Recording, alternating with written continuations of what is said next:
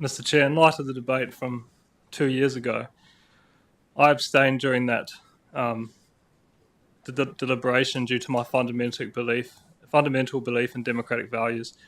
I come back to the first point of the Labour Party principles.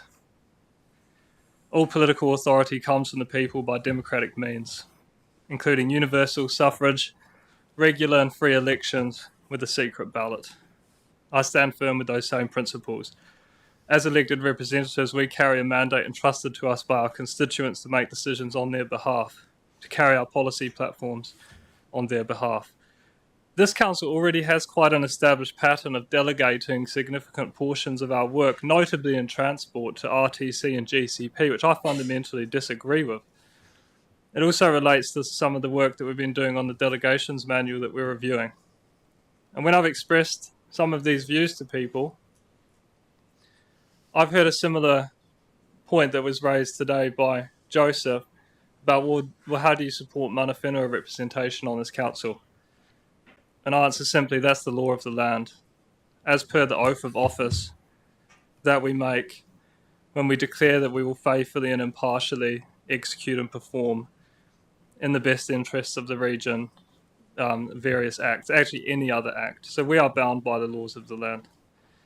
And that is also a nature of our unique constitution, having our mana whenua representations. There's no comparison to youth representation.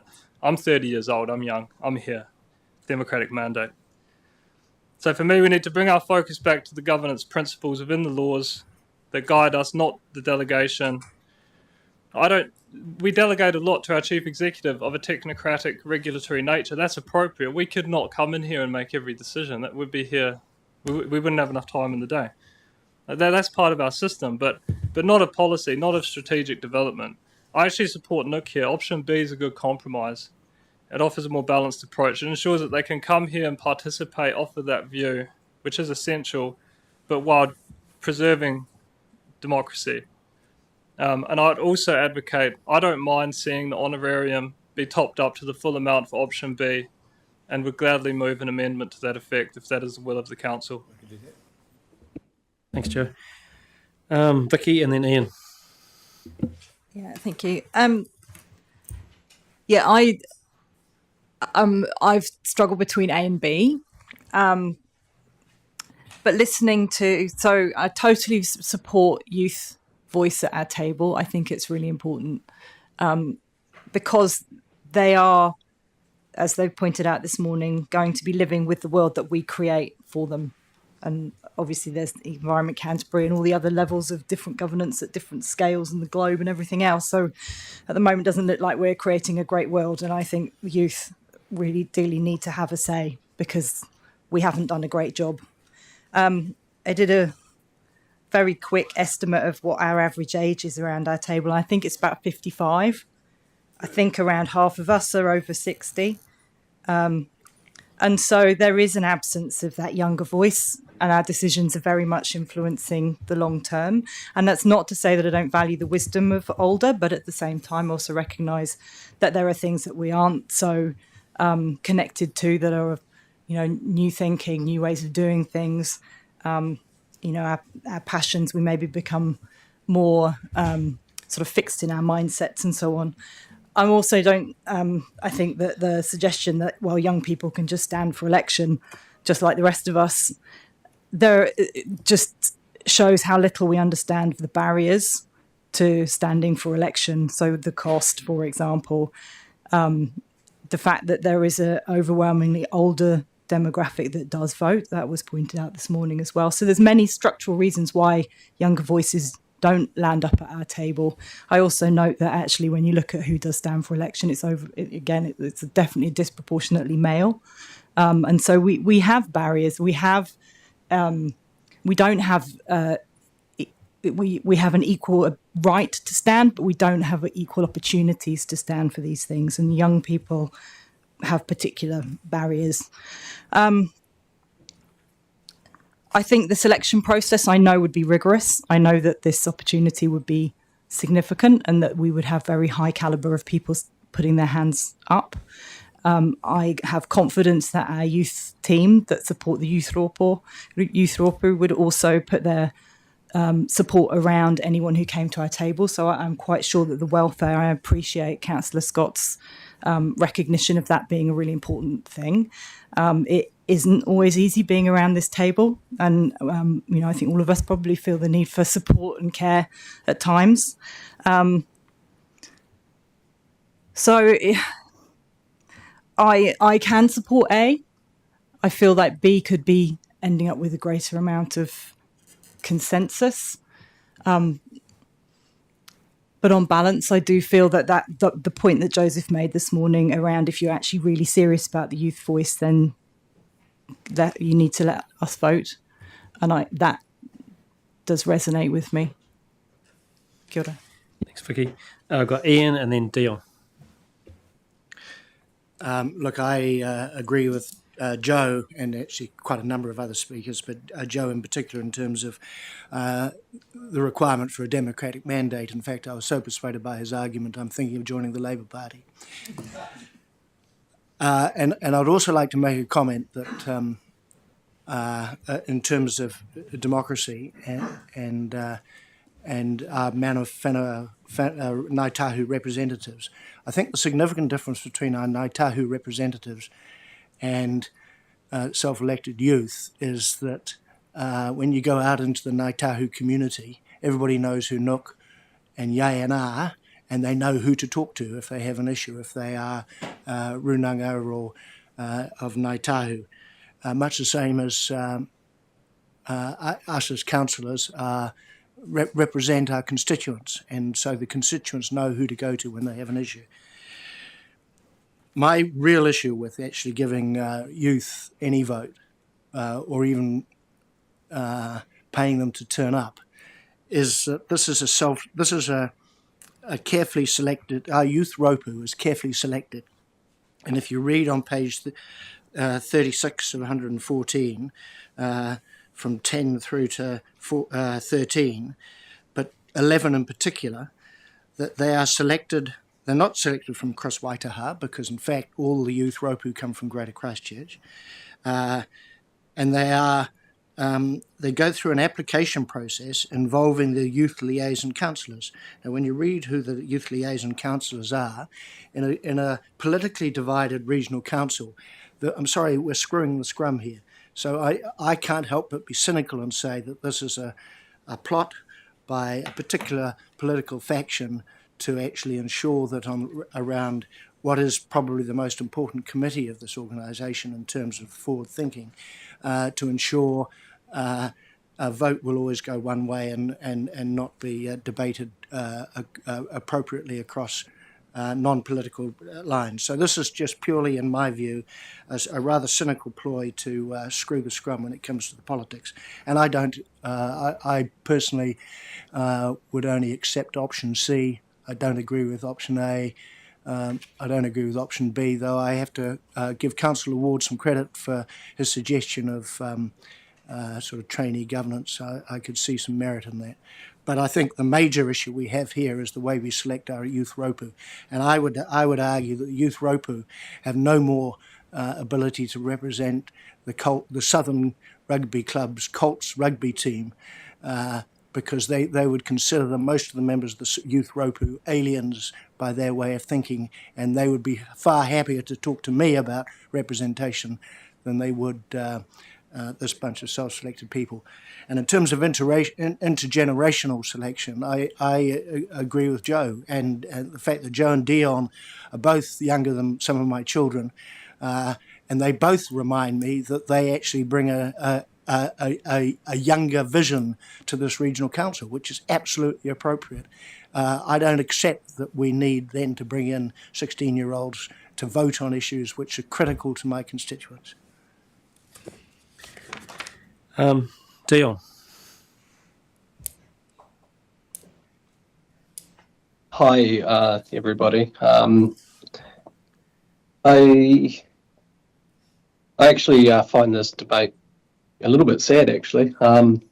These young people have mana, and I think some of the comments that have been made by some of our colleagues are not not helpful. But I will come back, and I'm just going to say straight up, I'll support option B. I don't support option A. Really, for me, it comes down to Schedule 7, Clause 31 and 3, and the enhanced function of this committee. This committee is different fundamentally than the last committee. So I don't think we've done a gap analysis of what we need around that committee of a whole. And without a gap analysis to understand what the gap is, I don't think we can actually, personally, I don't believe that we have met the Schedule 7, Clause 31, Part 3 test.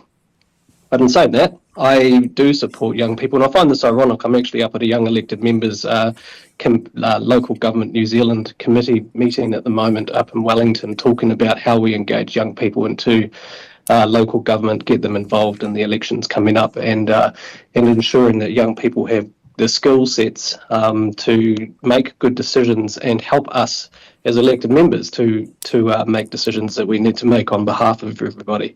A lot of everything that I wanted to say has been said. I'm not going to relitigate all of those, but one thing I do want to really say is that if option B is carried, I'd actually like it to be turned into some sort of formal internship program that the youth ROPU can administer and take ownership of, because I think that would be a really cool way of giving them something that they can use internally to support the young people who wants to step up into some sort of internship and learn skills around our table and interact with us as decision makers. So I won't be supporting option A. I'll support option B, and yeah, I'll leave it at that.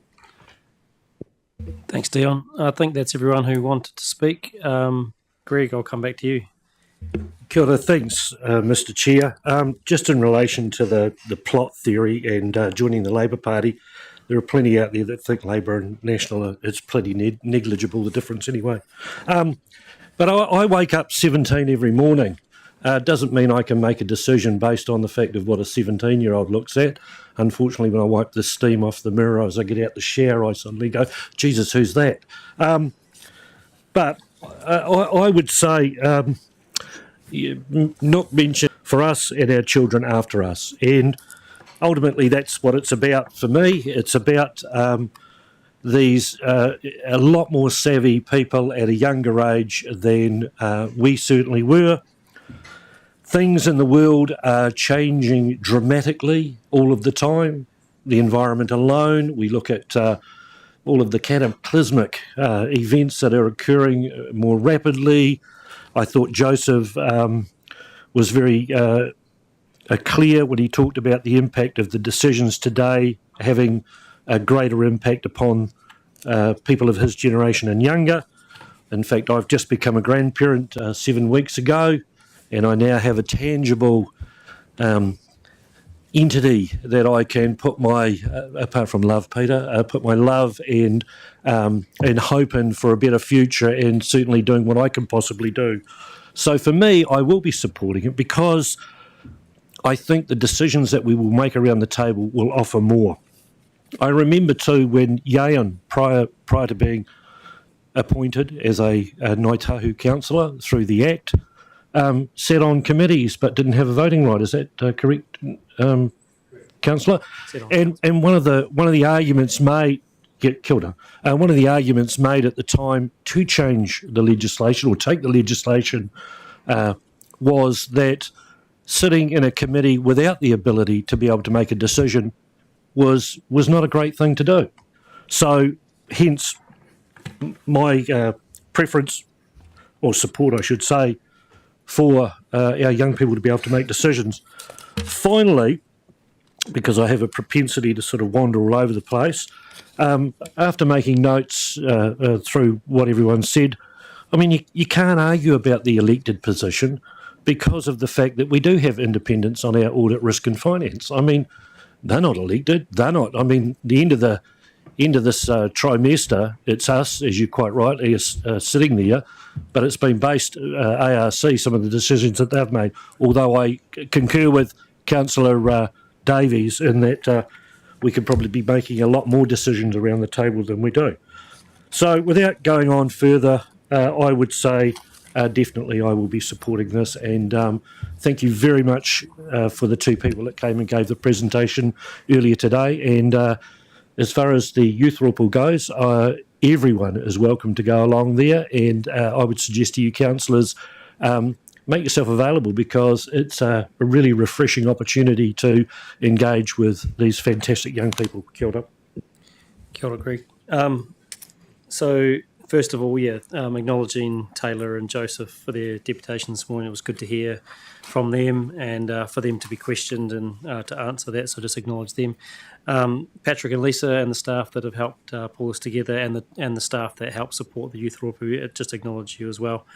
And the councillors that do go to the youth liaison committees. And I will say that's a voluntary thing. Any councillor is welcome to do that. At the start of the term, people were put forward and they were agreed by this council, so we can't have any arguments about who's on that.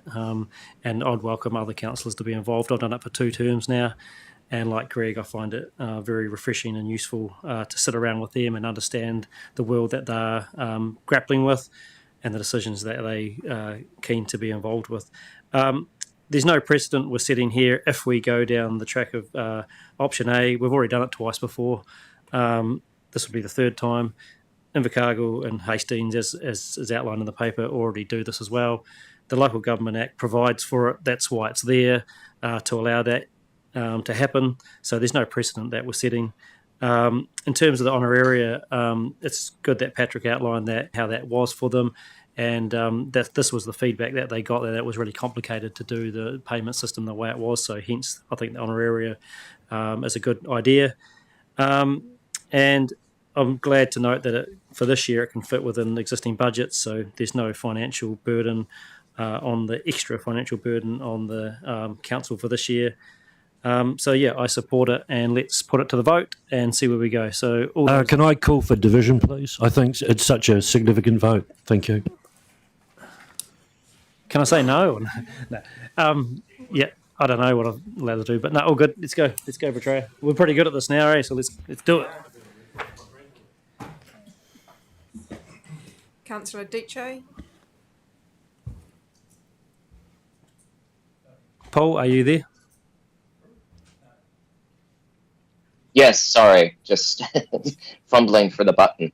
I am in favor of option A. Thank you. Councillor Ward.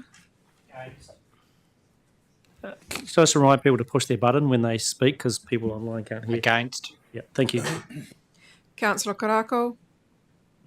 We're talking option A, aren't we? Yes. Yeah, against. Councillor McKenzie. No. Deputy Chair Swiggs. No. Chair Pauline. Yes. Councillor Burns. Yes. Councillor Robinson. Yes. Councillor Cranwell. Aye, tautoko. Councillor Davies. No. Councillor Sunkel. No. Councillor East. Against. Councillor Mackay. Against. Councillor Scott. Against. Councillor Edge. Yes. Councillor Southworth. Yes.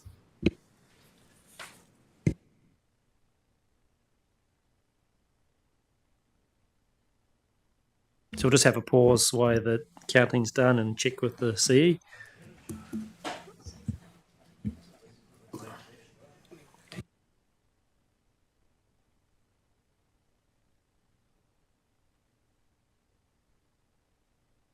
Okay, the motion failed, 9 against, 7-4.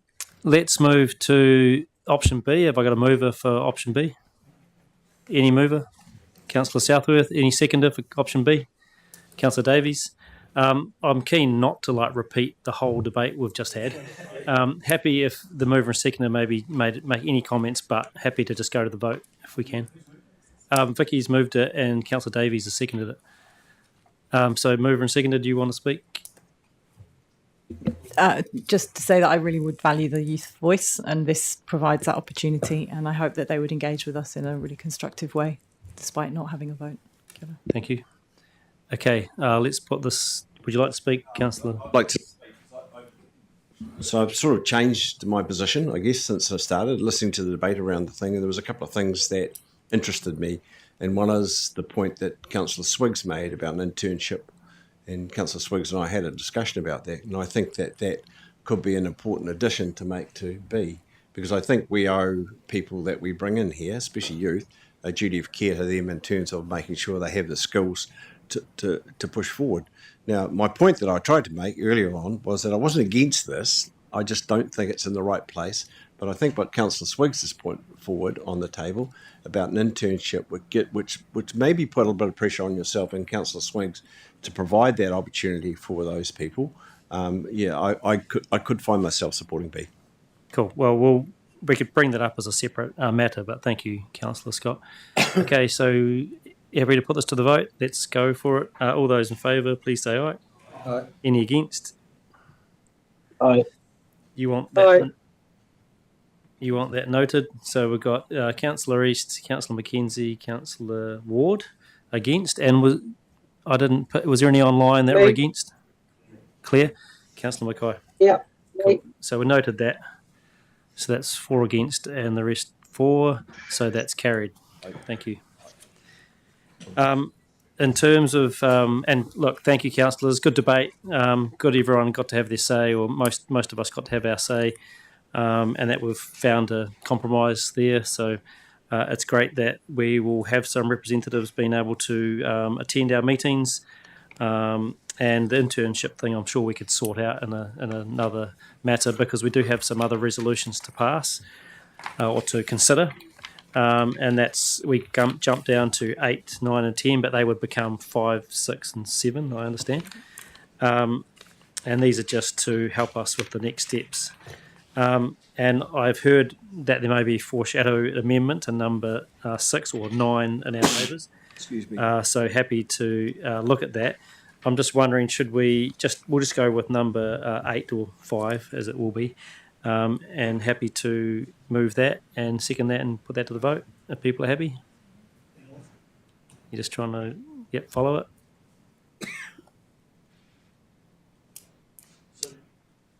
Just a clarification, because that does speak to full ability to participate in meetings and workshops. With no voting rights. No voting. Thank you. Yes. Yep. So I'm happy to move that. Is there a second to that? Councillor Edge.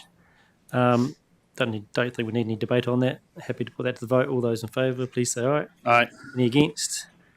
That's carried. You're against? You're against, Ian. Cool. On that noted. Cool. And then we're going to go to number 9 or 6 as it will become. Have we got to move? I'm happy to move that again, actually. So I'll move that. I'll move an amendment to make it $3,000, please. Cool. Well, I'm happy to deal with the amendment first. So that's a mover. Have I got a seconder for that? Councillor Southworth. So, do you want to speak to that? Or I think you've said it earlier on, what your reasons are. Yep, cool. So we'll put that amendment to the vote. All those in favour, please say aye. Any against? No. Yep. Okay, just slow down. Yes, I'm against. We haven't quite got it up on screen yet.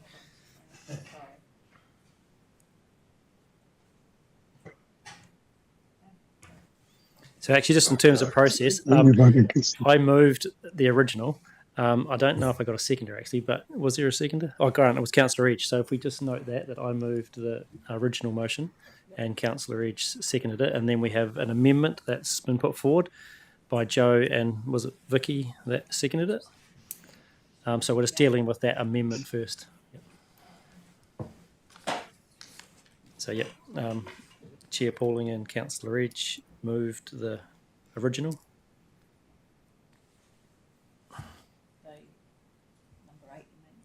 Yeah. No. For this number 9. Yeah. It's all good.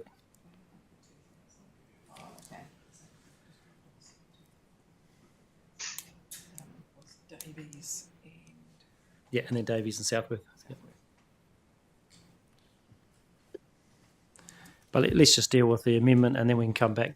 If it gets passed, it becomes a substantive. I understand.